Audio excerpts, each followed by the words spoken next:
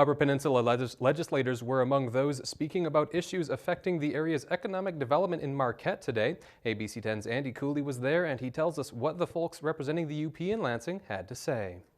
Well, the number one thing that we're doing in Lansing is we are working on the energy issue that we have. We got to come up with a solution that makes sense for the UP so we can have more business development, where we can have a secure future with our energy systems. Energy was just one of the topics addressed by the 4 state legislators who appeared at Friday's Upper Peninsula Economic Development Alliance meeting. A UP-centric fuel source was highlighted during the conversation. Well, the other thing that we wanted to make sure that is a part of the solution is the biomass, because we are surrounded by a lot of great forest products that we can be able to utilize for our energy consumption.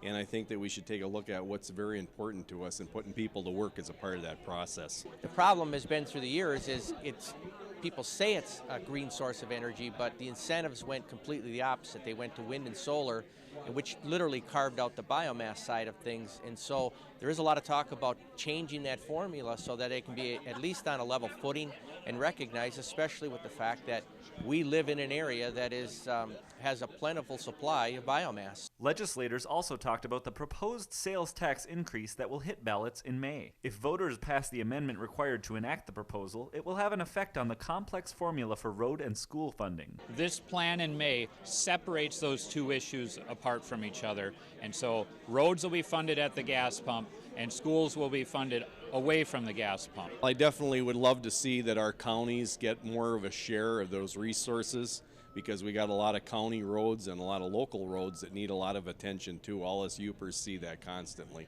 Management of how much land the state purchases and how it uses such land was also a point of discussion. Senator Casperson stressed the need for a balance between preservation and use of land. The governor agreed with me that we needed to know why we were buying land, it needed to be spelled out, and we needed to put it in statute and have a land management plan that the citizens could see and understand. In addition to the panel of legislators, the UP EDA meeting included talks on the PACE program and the history of energy problems in the UP. Young professionals were featured in the afternoon's UP Talent Forum.